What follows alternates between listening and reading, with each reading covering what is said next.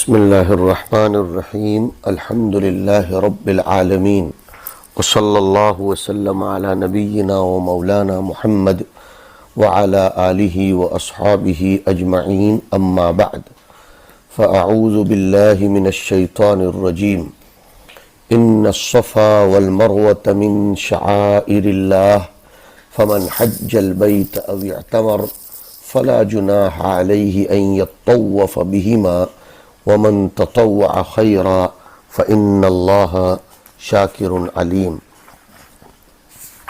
حج کے فلسفے کے ضمن میں ہم نے یہاں کچھ باتیں آپ کو ذکر کی، اب حل عبارت کروا رہے ہیں۔ بے شک صفا اور مروہ اللہ کی نشانیوں میں سے ہیں، سو جو کوئی حج کرے بیت اللہ کا یا عمرہ کرے تو کوئی گناہ نہیں ہے اس کو ان دونوں کا طواف بمعنی سعی کرنے میں، اور جو کوئی اپنی خوشی سے کوئی نیکی کرے تو اللہ قدردان ہے، سب کچھ جاننے والا ہے۔ صفا مروہ کیا ہے؟ فرماتے ہیں جبلانی بمکہ، صفا اور مروہ یہ مکہ کے دو پہاڑوں کے نام ہیں جو اب تو مسجد حرام کی حدود میں شامل کر لیے گئے ہیں۔ بعض علماء نے لکھا صفا کو صفا اس لیے کہتے ہیں کہ اس پر آدم صفی اللہ تشریف فرما ہوئے تھے، اور مروہ کو مروہ اس لیے کہتے ہیں کہ اس پر آدم کی امرأہ حوا علیہ السلام تشریف فرما ہوئی تھی۔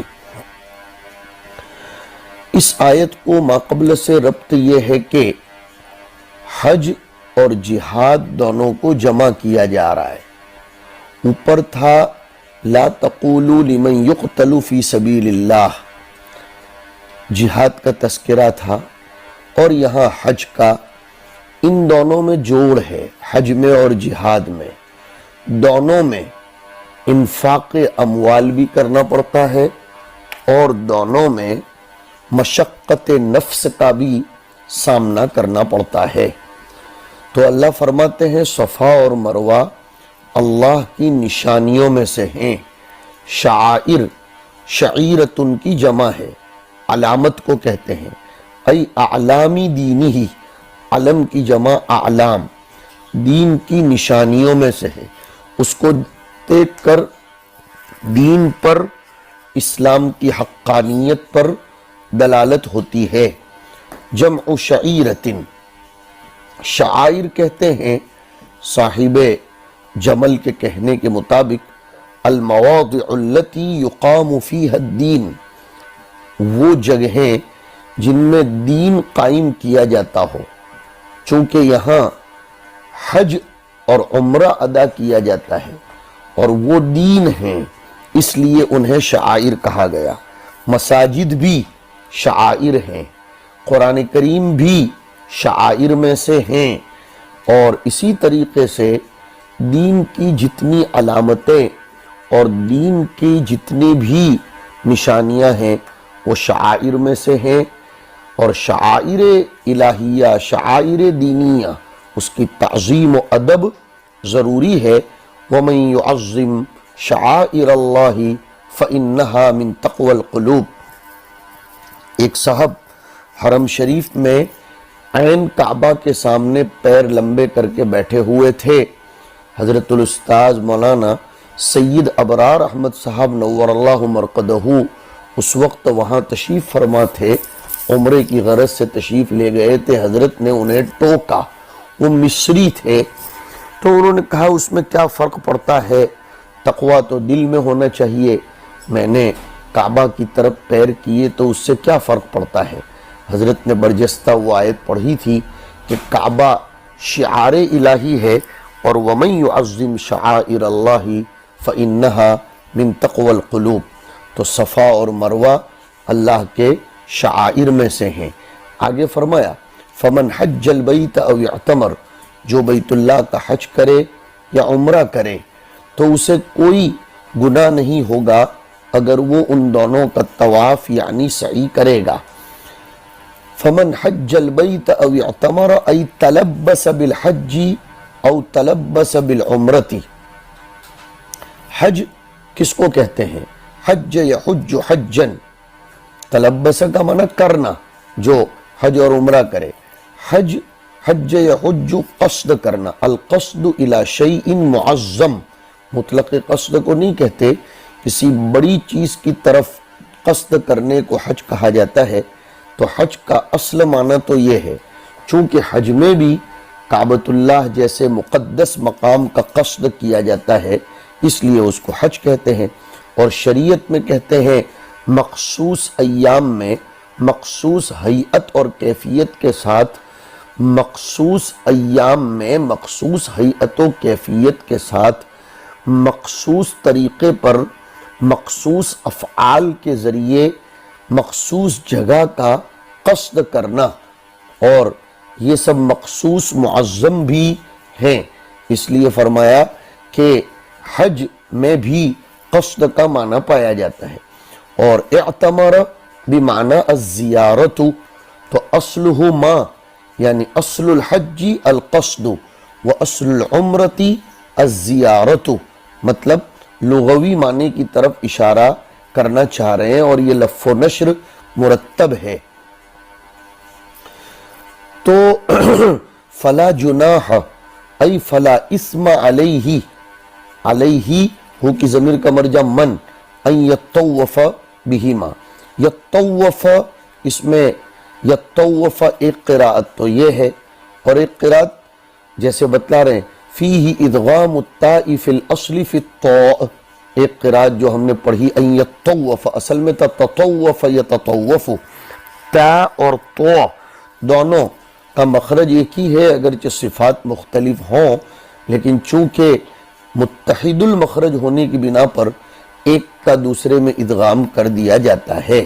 اس کو کہا ان یطوف، اور یتطوف بھی بعضوں نے پڑھا، لیکن وہ قراءت متواتر نہیں ہے، اس لیے اس کو یہاں ذکر نہیں کیا۔ فلا جناح علیہ ان یطوف بہما بان یسعی بینہما سبعا، یہاں طواف بمعنی سعی ہے، اس لیے کہ سعی بھی لغوی طور پر طواف ہے، چکر لگانے کا نام ہے۔ کہتے ہیں یہ اسلوب کیوں اختیار کیا گیا کہ صفا مروہ پر اگر وہ سعی کرے تو کوئی گناہ نہیں ہوگا، یہ اسلوب اختیار کرنے کی کیا ضرورت؟ جواب یہ ہے دفع وسوسہ کے لیے یہ اسلوب اختیار کیا گیا ہے۔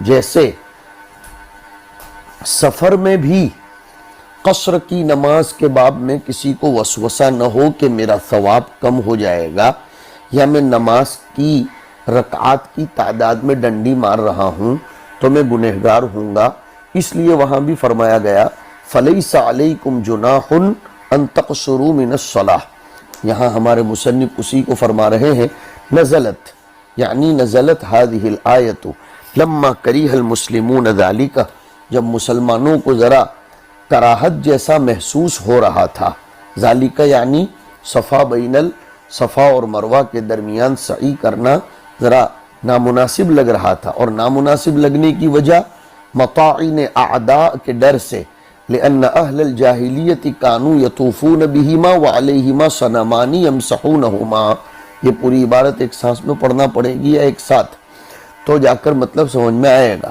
اس لیے کہ زمانے جاہلیت میں لوگ صفا مروہ کا چکر لگاتے تھے، درا حالے کے ان دونوں پر بت پڑے ہوئے تھے، اور وہ زمانے جاہلیت کے لوگ ان دونوں بتوں کا مسح کرتے تھے، ان دونوں بتوں کو ہاتھ لگاتے تھے، اساف اور نائلہ، ان دونوں کے ہوتے ہوئے وہ لوگ اس کا چکر لگاتے تھے۔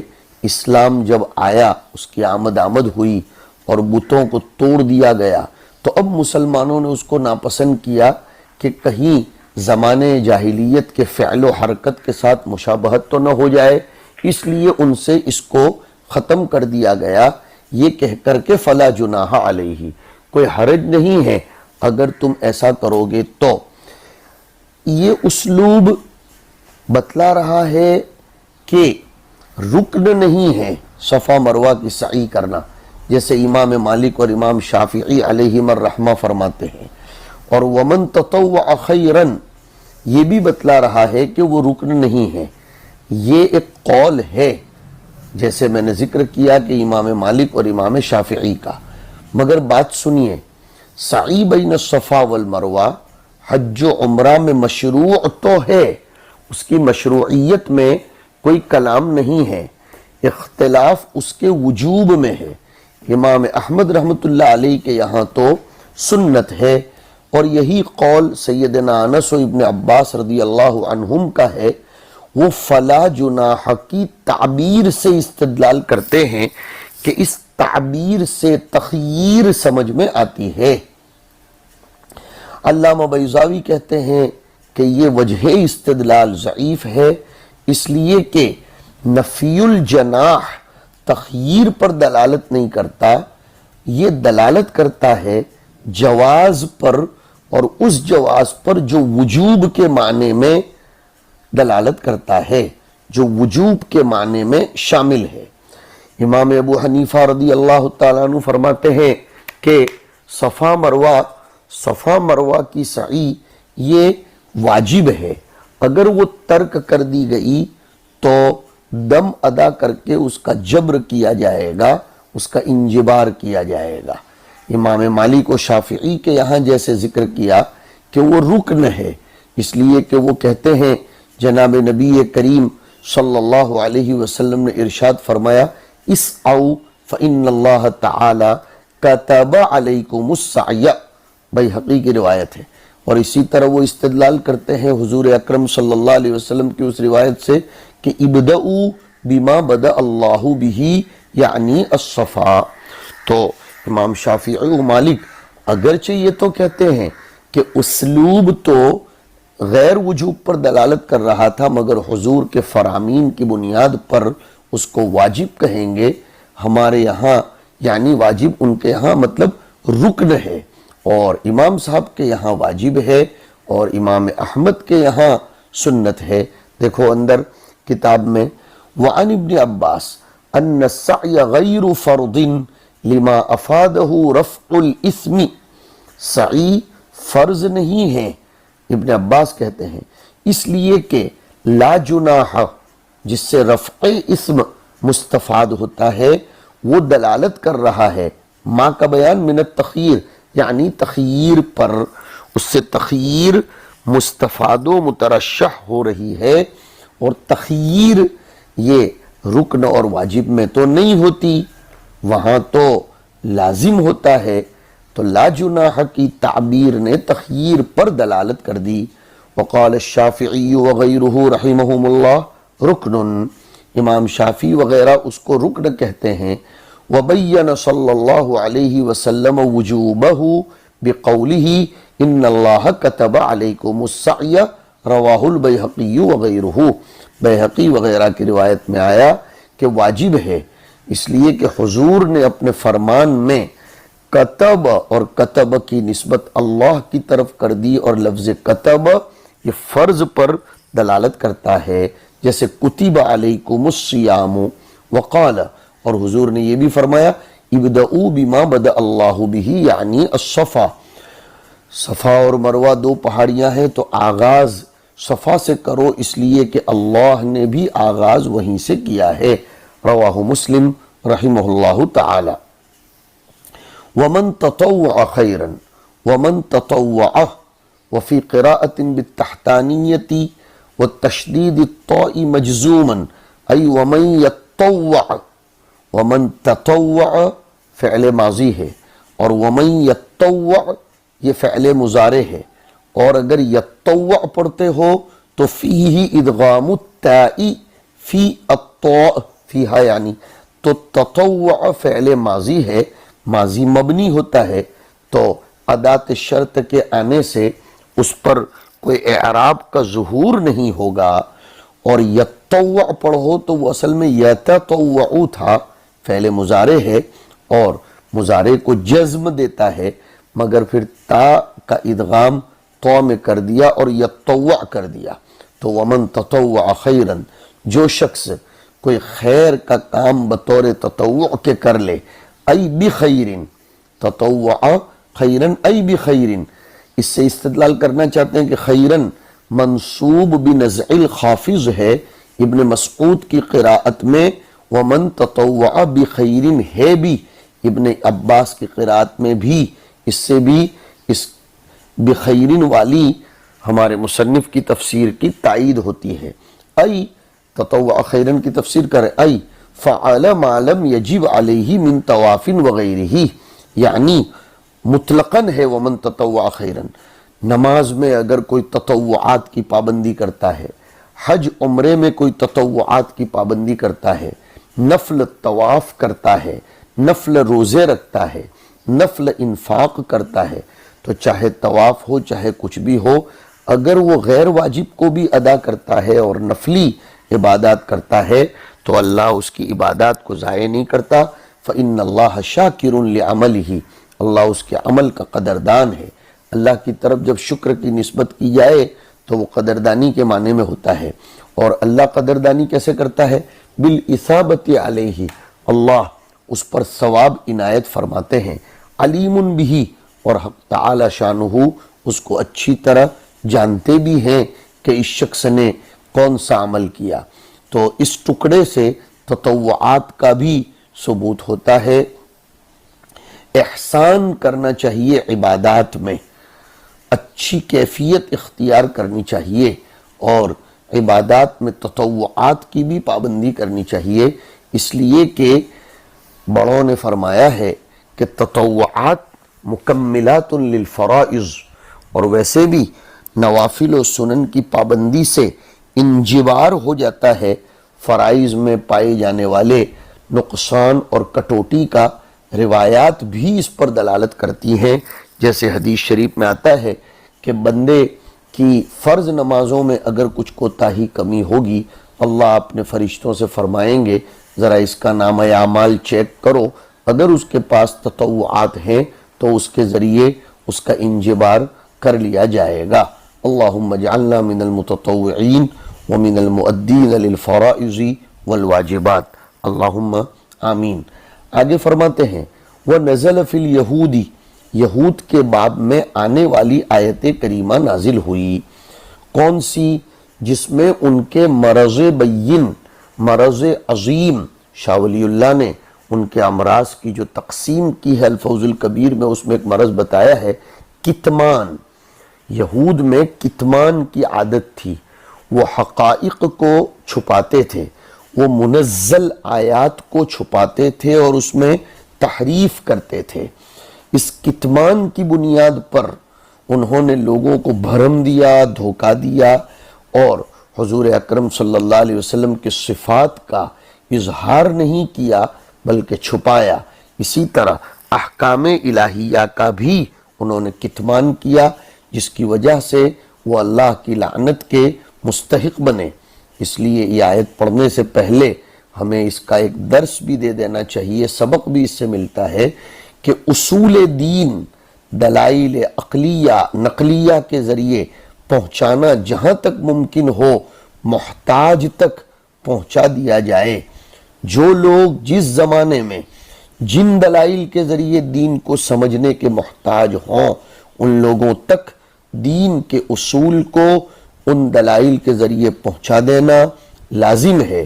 اگر کوئی اس کو نہیں پہنچاتا، چھوڑتا ہے یا کتمان کرتا ہے باوجود ضرورت کے، تو وہ بھی لعنت کی وعید میں نعوذ باللہ شامل ہو جائے گا، رحمت الہیہ سے اس کو دور کر دیا جائے گا۔ اور مجھے بادل ناخواستہ دل پر پتھر رکھ کر کہنا پڑتا ہے، جو علماء کتمان آیات کریں گے، معاشرت و معاملات، جہاد وغیرہ کے احکام باوجود ضرورت پڑنے کے ذکر نہیں کریں گے، تو ان پر لعنت الہیہ وارد و نازل ہوگی، جس سے عمر میں کمی، رزق میں کمی، فقر میں زیادتی اور وغیرہ مسائل حاجات ضروریہ میں بھی پیش آئیں گے، وہ لعنت کے مظاہر ہوں گے۔ کتمان کہتے کس کو ہیں؟ کتمان کہتے ہیں، اصطلاح میں بہت زوردار تعریف ہے، سنیے، ترک اظہار الشیء قصدا مع مسیس الحاجت الیہ وتحقق الداعی الی اظہارہ، کسی چیز کا جان بوجھ کر ظاہر نہ کرنا باوجود اس کے ظاہر کرنے کی ضرورت ہونے کے اور اس کے ظاہر کرنے کا باعث اور داعی پیش آنے کے باوجود اس کو ظاہر نہ کرنا۔ اگر ضرورت ہی نہیں ہے، اس کا سبب ہی نہیں ہے، ظاہر کرنے کی حاجت اور داعی پیش ہی نہیں آئی، اب اگر کتمان ہو رہا ہے تو اس کو کتمان مذموم میں سے شمار نہیں کیا جائے گا۔ مجرد ستر و اخفاء اس کو کتمان نہیں کہتے ہیں، بلکہ کبھی کبھی تو فتنوں کے ڈر سے یا امت کے التباس میں پڑ جانے کے ڈر سے کچھ چیزیں ذکر نہیں بھی کی جاتی تو مطلق کتمان مذموم نہیں ہے۔ تعریف کے ایک ایک جز پر غور کریں گے تو معاملہ ڈھنگ سے سمجھ میں آئے گا۔ اس زمانے میں ہمارے علماء معاصرین، یہ بھی میں بھی اس میں شامل ہوں، ہم صرف عبادات کا اظہار تو کرتے ہیں، لیکن کتاب و سنت میں جو احکام معاملات و معاشرت کے، نکاح و طلاق کے بھرے پڑے ہیں، بکھرے پڑے ہیں، ہم ان کو ظاہر نہیں کرتے، حالانکہ لوگوں کو اس کی ضرورت شدیدہ پیش آ چکی ہے۔ یہ کتمان میں شامل ہے۔ ہمیں آیات الہیہ، نصوص حدیث کو لوگوں کے سامنے لے آنا چاہیے۔ اللہ فرماتے ہیں ان الذین یکتمون الناس، وہ لوگ جو لوگوں سے چھپاتے ہیں۔ یہ الناس مقدر مان کر اشارہ کیا کہ یکتمون کا مفعول ثانی ہے، یعنی یکتمون الحق علی الناس بحیث یظہرون الباطل ویخفون الحق، کہ وہ لوگ جو لوگوں سے حق کو چھپاتے ہیں۔ ما انزلنا من البینات والہدی، کیا چھپاتے ہیں؟ جو میں نے حق بولا نہیں آیا، جو لوگوں سے چھپاتے ہیں ان بینات، ان دلائل اور ہدایت کی باتوں کو، آیت الرجمی و نعت محمد صلی اللہ علیہ وسلم۔ شان نزول کے پیش نظر یہ بات کہی، ورنہ العبرت بعموم اللفظ، انہوں نے رجم کی آیت کو چھپایا تھا شریفوں اور امیروں کے باب میں، اور حضور کی صفات کو بھی چھپاتے تھے، پہلے پارے میں آ چکا ہے وَلَا تَكْتُمُوا الْحَقَّ۔ بعد اس کے کہ ہم نے لوگوں کے لیے کتاب میں اس کو بیان کیا، کتاب سے مراد الف لام معہود التوراتی، ایسے لوگوں پر اولئک یلعنہم اللہ یبعدہم من رحمتہ، اللہ ایسے لوگوں کو اپنی رحمت سے دور کرتا ہے، ویلعنہم اللاعنون، اور ان پر لعنت کرنے والے لعنت کرتے رہتے ہیں۔ کون ہے مراد اللاعنون سے؟ الملائکۃ، ملائکہ، والمؤمنون، مومنین، سب کے سب ان پر لعنت کرتے ہیں۔ او کل شیء، یا تو تمام چیزیں ان پر لعنت کرتی ہیں۔ لعنت کی شکل یہ ہے بالدعاء علیہم باللعنت، ان پر لعنت کی بد دعا کرتے ہیں۔ تو یلعنہم اللہ میں لعنت کا معنی ہے ابعاد عن الرحمت، اور یلعنہم اللاعنون میں لعنت کا معنی ہے الدعاء علیہم باللعنتی۔ فعل کی نسبت الگ الگ فاعل کی طرف ہونے سے معنی بھی الگ الگ ہو جائے گا۔ سوال یہ پیدا ہوتا ہے کہ کتمان کرنے والوں پر اتنی سب لعنت کیوں؟ اصل میں فرماتے ہیں مفسرین کہ کتمان سبب ہے خراب عالم کا، فساد عالم کا، تخریب دنیا کا۔ جیسے اس کو اس روایت کے ذریعے ٹھیک سمجھو کہ جیسے طلباء کے لیے، علماء کے لیے سمندر کی مچھلیاں، تالاب کے جانور اور جنگل کے جانور دعائے خیر کرتے ہیں، اس لیے کہ طلباء و علماء کا اظہار احکام اور آیات بینات کا اظہار یہ دنیا کی صلاح، دنیا کے عمران کا سبب بنتا ہے۔ یہ آیات اور بینات کا اظہار اور بیان ہوگا تو اللہ کی طرف سے رحمتیں برسیں گی، بارش اترے گا اور زمین لہلہائے گی، سمندر و تالاب کو پانی ملیں گے، مچھلیوں کو حیات ملے گی۔ اور اگر یہ اظہار آیات بینات کا نہیں ہوگا تو پھر دنیا میں احکام شرع پر عمل نہیں ہوگا، فساد ہوگا، نزول رحمت رک جائے گی، اس لیے یہ سب چیزیں ان پر لعنت کرتی ہے۔ تو ایسے علوم کو چھپانا منع ہے جن کا بیان قرآن و سنت میں ہے اور جو ضروری ہیں۔ ہاں سنیے، دقیق اور باریک باتیں عوام کے لیے فتنے کا باعث بنتی ہیں، انہیں ذکر نہیں کرنا چاہیے۔ کلم الناس علی قدر عقولہم، اسی طرح لا تمنعوا الحکمت اہلہا فتظلموہم ولا تضعوها فی غیرہا فتظلموہا۔ اہل حکمت کے سامنے اگر آپ حکمت کی باتیں ذکر نہیں کریں گے تو ان پر ظلم ہوگا، وہ اس کے اہل ہیں، ان کے سامنے بیان کرو۔ اور اگر غیر حکمہ کے سامنے آپ بیان کریں گے تو وہ حکمت کی باتوں پر ظلم ہوگا، اس لیے کہ غیر حکمہ اس کو سمجھنے کی صلاحیت نہیں رکھتے ہیں۔ بہرحال اس آیت کریمہ سے ہمیں سبق ملتا ہے کہ کتمان سے ہمیں گریز کرنا چاہیے۔ یہ دور آ پڑا ہے لوگوں کے سامنے اور زیادہ حقائق کے بیان کرنے کا۔ آگے اللہ تعالیٰ اپنی شان رحمت بیان کرتے ہیں کہ الا الذین تابوا، لعنت تو ہوگی لیکن جو توبہ کریں گے، رجعوا عن ذالک، توبہ بمعنی الرجوع، واصلحوا عملہم، اور اپنے اعمال کی اصلاح کر لیں گے، وبینوا، اور بیان کریں گے، ما کتموہ، آیات کے سیاق سباق کے اعتبار سے فرمایا جو کچھ انہوں نے چھپایا ہے اس کو بیان کریں گے اور لوگوں کے سامنے لائیں گے، فاولئک اتوب علیہم، تو میں ان کو معاف کر دوں گا، اقبل توبتہم وانا التواب الرحیم بالمؤمنین، اور میں تو توبہ کرنے والا، رحم کرنے والا ہوں، مومنین کے اوپر رحم کرنے والا ہوں، رحمان سب کا ہوں لیکن رحیم مومنین کا ہوں۔ اس آیت کریمہ میں علماء کرام نے لعنت کی دو قسمیں اور بھی نکالی ہیں، لعن مطلق اور لعن مقید۔ لعن مطلق تو گنہگاروں پر، عاصین پر، مفسدین پر، ظالمین پر صیغہ عموم کے ساتھ کی جا سکتی ہے۔ لعن مطلق اس کی اجازت ہے، مثلا الا لعنت اللہ علی الظالمین، لعن اللہ المترجلات من النساء، لعن اللہ المخنثین۔ اس طرح جو لعن مطلق ہے اس کی تو اجازت ہے عاصین اور مستحقین لعنت پر، لیکن لعن مقید کی، کسی کا نام لے کر لعنت کرنے کی، بد دعائیں دینے کی گنجائش نہیں ہے جب تک کہ ایسے لوگوں کی موت علی الکفر متیقن نہ ہو جائے یا ان کے قرائن قویہ سے یہ پتہ نہ چلے کہ یہ لوگ توبہ نہیں کریں گے، ان کا اصرار علی المعصیت تعنت و عناد کی شکل میں ہو تو پھر ان پر لعن مقید کرنے کی اجازت ہے۔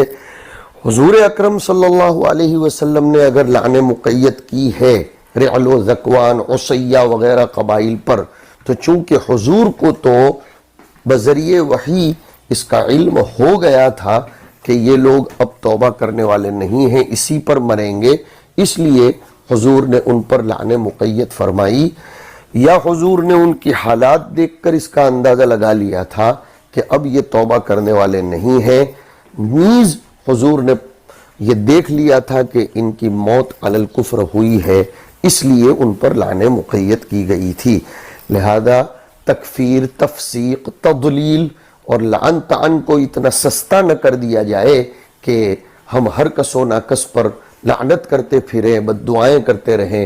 حدیث شریف میں آیا ہے لا یکون اللعانون شہداء ولا شفعاء یوم القیامہ، اور روایت میں یہ بھی آیا لا تسبوا بلعنت اللہ، اور ایک روایت میں یہ بھی آیا کہ جو شخص کسی پر لعنت کرتا ہے اگر وہ ملعون اس کا مستحق نہیں ہے تو یہ لعنت فضا میں چکر لگا کر پھر دوبارہ لعین کی طرف لوٹتی ہے، اس لیے اس سلسلے میں محتاط رہنا چاہیے۔ آج کل عوام و خواص کے طبقے میں یہ لعن طعن بھی بڑھتا جا رہا ہے، ہم ایک دوسرے کو بڑے سستے میں بد دعائیں دے دیتے ہیں، لعن طعن کرتے ہیں، اس سے کلی گریز چاہیے۔